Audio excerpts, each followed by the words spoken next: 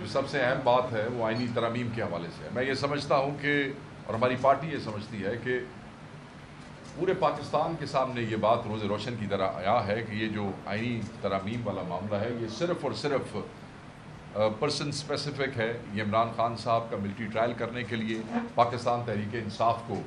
بین کرنے کے لیے یہ سارے کا سارا معاملہ کیا جا رہا ہے۔ آپ یہ دیکھیں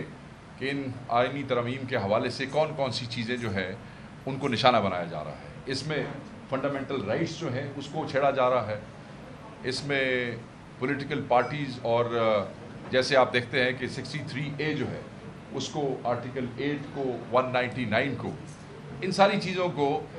یہ نشانہ بنانا چاہتے ہیں، اداروں کو نشانہ بنانا چاہتے ہیں، جوڈیشری کو نشانہ بنانا چاہتے ہیں۔ ہم ملٹری ٹرائل کے حوالے سے ہم پہلے بات کر چکے ہیں کہ اس کا مین مقصد ہی یہی ہے کہ خان صاحب کا اور پاکستان تحریک انصاف کے لوگوں کا ٹرائل کیا جائے۔ میں یہ سمجھتا ہوں کہ ایسی پارلیمنٹ، ایسی حکومت جس کے پاس لیجٹمیسی نہیں ہے، جس نے رپورٹڈلی پورے پاکستان میں صرف 16 سیٹیں جیتی، ایک مائنورٹی حکومت جو یہاں پہ جعلی فارم 47 کے بنیاد پہ بیٹھے ہیں، ان کے پاس کوئی لیجٹمیسی نہیں ہے کہ وہ کسی بھی قسم کی آئینی ترمیم کر سکیں،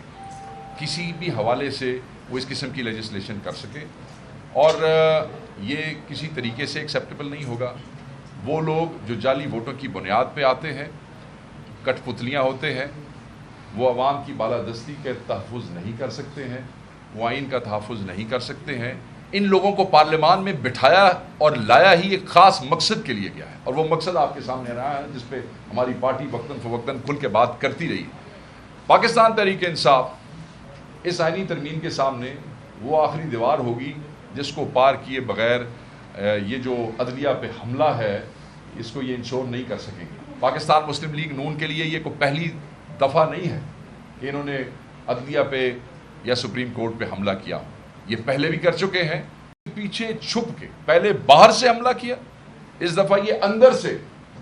حملہ کر رہے ہیں۔ آپ یہ دیکھیں کہ اس آئینی ترمیم کو انشور کرنے کے لیے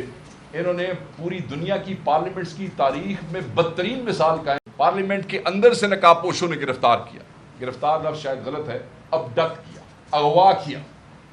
ہمارے ایم این ایز اٹھائے گئے، ان کو ہراساں کیا گیا، ان کی خواتین کو اٹھایا گیا، ان کے بچوں کو اٹھایا گیا، ان کے کاروبار جو ہے وہ بند کرنے کی کوشش کی۔ ابھی کل پارلیمنٹ لاجز کے اندر ایک ایم این اے جو صاحب ہیں ان کی فیملی کو ہراساں کیا جا رہا تھا، اور اپوزیشن لیڈر اور ہم ایم این ایز اور چند وکلا جا کے ان کو وہاں سے کل جو ہے ایسے ہی کہنا چاہیے کہ ہم ریسکیو کر کے لے کے آئے ہیں۔ آپ کیا سمجھتے ہیں کہ آپ پاکستان کی سپریم کورٹ کو، پاکستان کی پارلیمنٹ کو جو آپ نے کیا، میں یہ سمجھتا ہوں کہ سپریم کورٹ کو سیشن کورٹ نہیں بنایا جا سکتا ہے۔ اگر آپ ترامیم کے اندر ججوں کو ایک صوبے سے دوسرے صوبے پہ بھیجنا چاہتے ہیں تو پاکستانی سمجھتے ہیں کہ آپ ان 6 ججوں کو سزا دینا چاہتے ہیں کہ جنہوں نے خط لکھا تھا۔ پاکستانی سمجھتے ہیں کہ میاں والی کے جج نے خط لکھا تھا، سرگودا کے جج نے خط لکھا تھا، یہ آپ ان کو سزا دینا چاہتے ہیں، تو عوام کو آپ دھوکہ نہیں دے سکتے۔ ہم یہ بھی سمجھتے ہیں کہ یہ جو ڈرامہ رچایا جا رہا ہے اور اس کے لیے جو پاپڑ بیلے جا رہے ہیں یہ فروٹفل نہیں ہوں گے،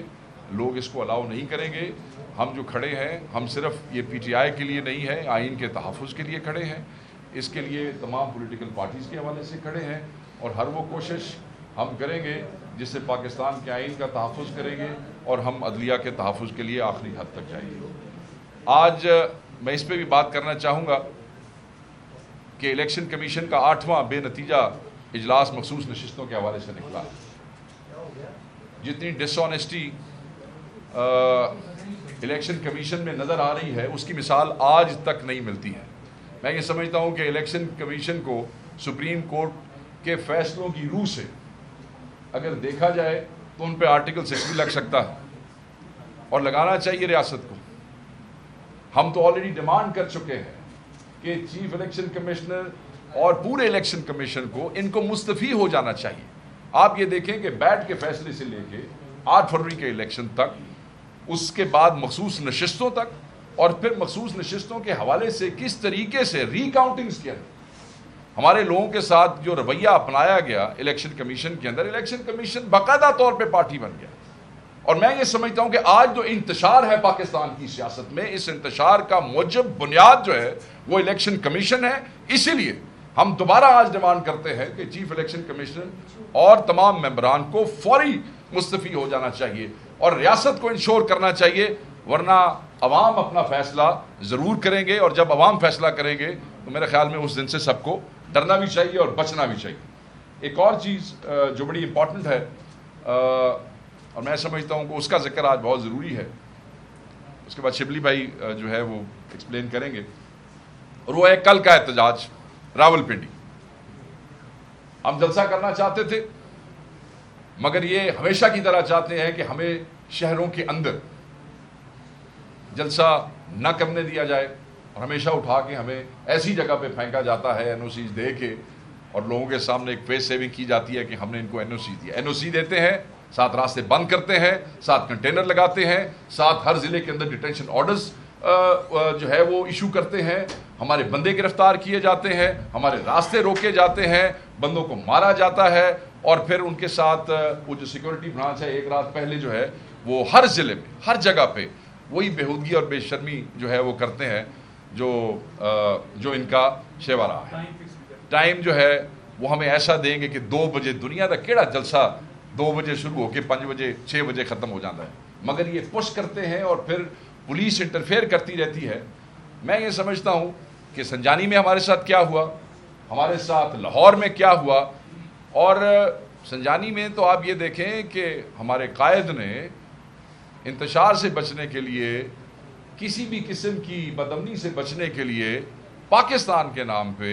انہوں نے یہ ریلیکسیشن گورنمنٹ کو دی کہ ہم اپنی ڈیٹس جو ہے وہ چینج کرتے ہیں. مگر اس کے باوجود جب ڈیٹ چینج کی